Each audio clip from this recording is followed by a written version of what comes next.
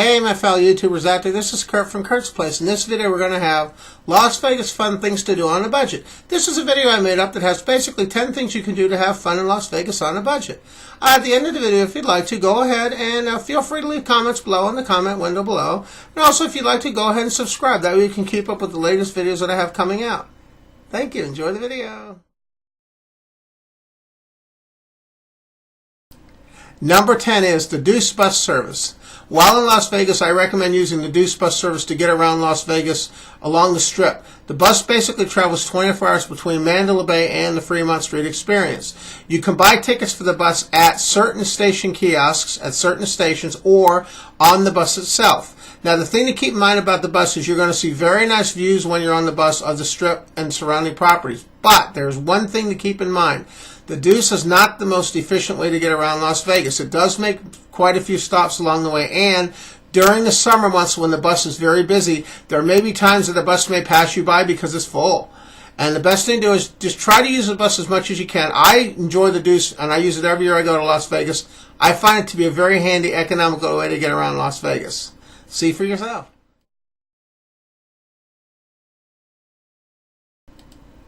Number 9 is going to the Pinball Hall of Fame in Las Vegas. You're going to find that the Pinball Hall of Fame is a great place to go if you grew up playing pinball machines throughout your life, as I have.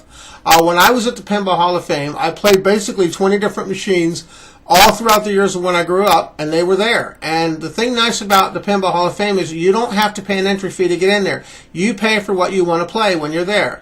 The one thing about the Pinball Hall of Fame is to get to the Pinball Hall of Fame, it is off the Strip. You do have to take either a Deuce Bus or cab service to take you to the Pinball Hall of Fame. When I was there, I basically spent the entire day. I spent $40 and I had one heck of a good time. Give it a try and see what you think.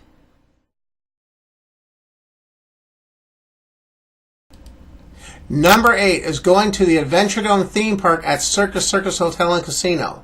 The Adventure Dome theme park is an amusement park underneath a big canopy that they have at Circus. It features amusement park rides of many varieties, a lot of flat rides, but there's also some great roller coasters there too.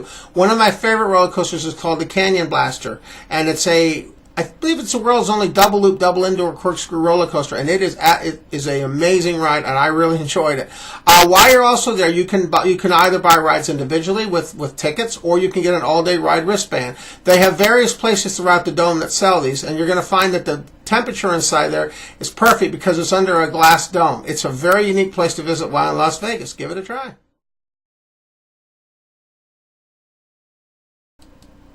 Number 7 is visiting Hoover Dam while in Las Vegas. I highly recommend you visit Hoover Dam in Las Vegas while visiting there because it is one amazing structure to be seen by all. The thing to keep in mind is in Las Vegas, you can get to Hoover Dam through a number of various means, such as tour companies that operate out of Las Vegas. You can access these tour companies through either their 800 numbers or through your hotel concierge desk. It can also hook you up with a tour. When booking a tour, I suggest that you try to do the deluxe tour because a lot of times that will include some food along the way and a stop at the FLM Chocolate Factory. Now, the one thing I do suggest on these tours is that you try to book these tours, if you can, 3 days before you go to Vegas, because sometimes during the summer months, the tours will fill up and you don't want to miss your spot being able to go to see the dam. If you would like to, on my YouTube channel, you'll see that I have some various videos and things from the Hoover Dam. If you're in Las Vegas, give it a try and see what you think.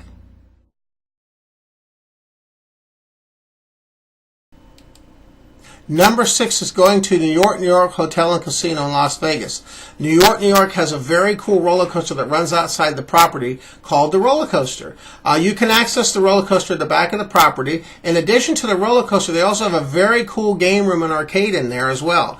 Also, when you're done on the roller coaster, if you want to, you can go to the bar at Times Square, and there they have the dueling pianos. I'm not sure if the dueling pianos perform every night, but it is one of the neatest things to see when you're at New York. And if you're hungry after that, you can also get a slice of pizza at the pizza parlor that's about 20 steps away that offers absolutely wonderful pizza when you're in Las Vegas. If you get a chance, try to go to New York, see what you think.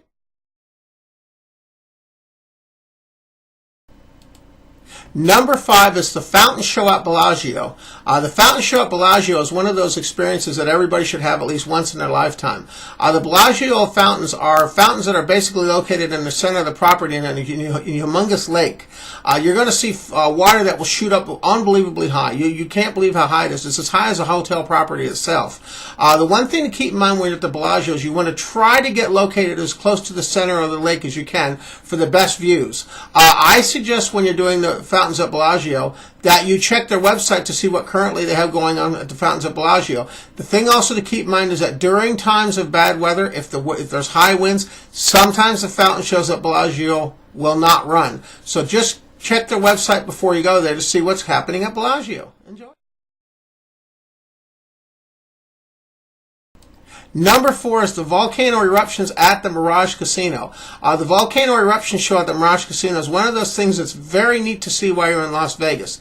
Basically, what I would suggest doing is try to get to the volcano about half an hour before the show starts so you can walk right up to the rail, be centrally located in front of the volcano. When the action starts happening, the fire erupts, the music starts playing. If you're at that front row, you can actually feel the heat from the flames and everything coming up in front of you.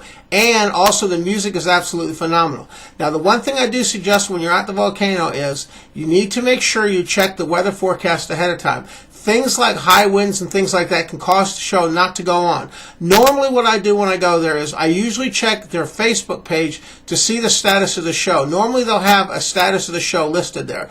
It's my advice is if you're going to go to see the volcanoes at the Mirage, it's something I would suggest you do. Definitely give it a try. And when you're done, try to go in the Mirage Casino. They have amazing things inside there, trees and everything else. It's a really amazing property to visit while you're in Vegas. Number 3 is the Fremont Street Experience in downtown Las Vegas. The Fremont Street Experience is sensory overload at its finest. One thing you're going to find out when you go to the Fremont Experience is you're going to have performers on the ground. You're going to have people flying above your heads on zip lines. You're going to have rock bands performing. And you're also going to have a canopy above you, which is a big video screen that displays shows hour on the hour after dusk. The thing to keep in mind about Fremont Street is to get there, you have to access it either through the Deuce Bus service, as I mentioned earlier, or you can take a cab to get there. The one thing to keep in mind about the Fremont Street experiences is there's a lot of places you can eat there as well, and there's many casinos. I highly suggest going to the D because they have one of the best craps tables and party pits I've ever encountered in my travels. The one thing to keep in mind on Fremont Street is you are surrounded by a lot of people. So my advice is make sure you keep an eye on your valuables, because they do have good security there, but you still want to be on notice of your surroundings. The other thing I want to mention is on my channel now, I currently have a couple videos of Fremont Street you can look at for yourself. That'll tell you different things about it. Give it a try.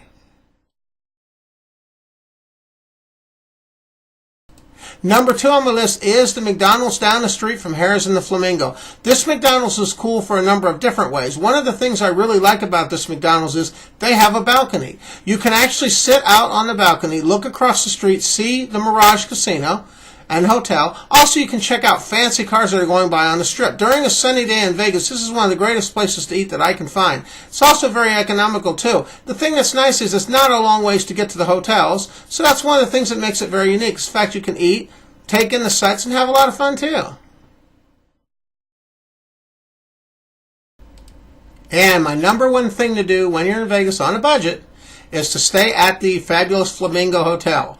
The Flamingo Hotel has been in Las Vegas for many, many years now, ever since the days of Bugsy Siegel. The hotel's a little bit tacky, but you know, that's what makes the place that it is. The fact that it is a little tacky, most people really like that. You're going to find that there's a lot of really good restaurants and things to eat at inside the Flamingo. The casino was very nice when I was there. The staff was excellent. And they also have a place outside where you can see real flamingos and things outside in a garden atmosphere, which is very cool. Now, the one thing to keep in mind when you're at the Flamingo, if you can book your rooms, I would suggest trying to get a Habitat room if one's available. If not, all the other rooms I've stayed in have been very nice. If you would like to, I have some videos on my channel you can check out of actual interior shots of the rooms at the Flamingo. And my advice is if you get a chance to stay at Flamingo, just stay there just for the fun of it, just so you can say you stayed there one time. It's a really nice property. Generally, the rooms are a little cheaper than some of the other properties. So my advice is give it a try. It's centrally located, most of the other hotels in the Strip, so you can get to the Bellagio and those other places fairly easy because it's pretty much at the center of the Strip. So my advice is give it a try.